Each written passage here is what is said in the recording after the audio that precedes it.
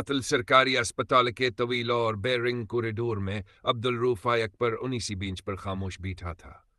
اس کے پاؤں میں پھٹے ہوئے جوتے تھے جن سے غربت صاف جھلک رہی تھی، اور ہاتھ میں کاغذ کی ایک پرچی تھی جس پر ڈاکٹر کیلکھائی میں کچھ ٹھیسٹوں کے نام درج تھے۔ اس کی آنکھوں میں خوف تھا، ایسا خوف جو موتو قریب محسوس کر کے انسان کی سانسوں میں اتر جاتا ہے۔ عبدالروف غریب ضرورت تھا، مگر اس کی بیماری امیر تھی، دل کی بیماری جو نہ پیسہ دیکھتی ہے نہ حیثیت۔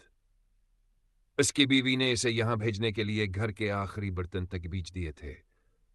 وہ جانتی تھی کہ اگر اس نے تاخیر کی تو شاید اس کے شوہر کے سانسیں ہمیشہ کے لیے رک جائیں گی۔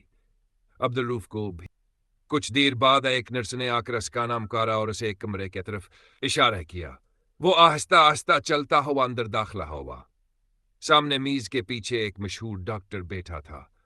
سفید کوٹ بے داغ تھا، ہاتھ میں قیمتی گھڑی اور چہرے پر سختی۔ ڈاکٹر نے فائل کھولی، چند لمحے دیکھا اور بغیر سر اٹھائے کہا، آپریشن فوری کرنا ہوگا، ورنہ جان کو خطرہ ہے۔ عبدالروف کا دل دھک سے رہ گیا۔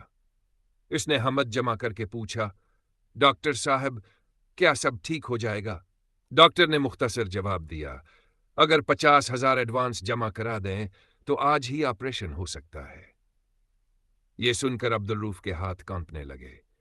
اس نے دھیمی آواز میں کہا، ڈاکٹر صاحب میرے پاس اتنے پیسے نہیں ہیں، میں بہت غریب آدمی ہوں۔ ڈاکٹر نے پہلی بار نظر اٹھا کر دیکھا، مگر اس نظر میں ہمدردی کے بجائے بے رخی تھی۔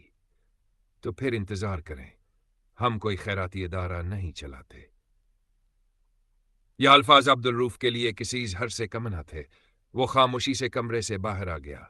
بینچ پر بیٹھ کر اس نے دیوار کو گھورتے ہوئے وقت گزارنا شروع کر دیا۔ گھنٹے گزرتے گئے، درد بڑھتا گیا، سانسیں اکھڑنے لگیں۔ نرسیں آتے، اس کی حالت دیکھتے اور اگلے مریض کی طرف بڑھ جاتے جیسے وہ وہاں موجود ہے نہ ہو۔ شام ڈھل گئی، اسپتال کی روشنیاں مدھم ہونے لگیں۔ عبدالروف نے جیب سے اپنا بیوی کی پرونی تصویر نکالی۔ تصویر میں وہ مسکرا رہی تھی، مگر اس کی آنکھوں میں فکر چھپی تھی۔ عبدالروف نے تصویر کو سینے سے لگایا اور آہستہ سے آنکھیں بند کر لیں۔ اس کے ہونٹوں پر ایک بے آواز دعا تھی۔ رات کے آخری پہر میں اس کے سانسیں تھم گئیں۔ کوئی شور نہ ہوا، کوئی چیخ نہ تھی۔ وہ خاموشی سے دنیا سے رخصت ہو گیا، جیسے اس کی زندگی بھی خاموش ہی گزری تھی۔ اگلی صبح اس کی فائل پر چند لفظ لکھے گئے، مریض تاخیر سے لایا گیا، جان نہ بچ سکی۔ وہی ڈاکٹر آیا، فائل پر دستخط کیے، اپنا سفید کوٹ درست کیا اور اگلے مریض کو اندر بلا لیا۔ اس کے ہاتھوں پر خون نظر نہیں آتا تھا، نہ ہی اسے قاتل کہا سکتا تھا، مگر اس کی بے حسی، اس کی لاپرواہی اور اس انضام کا حصہ بن جانا، یہ سب مل کر ایک قتل کے برابر تھے۔ وہ ایک قاتل نہیں تھا، مگر اس کے فیصلے نے ایک زندگی چھین لی تھی۔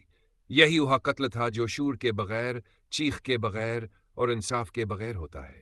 ایک ایسا قتل جسے کوئی جرم نہیں سمجھتا۔ یہ کہانی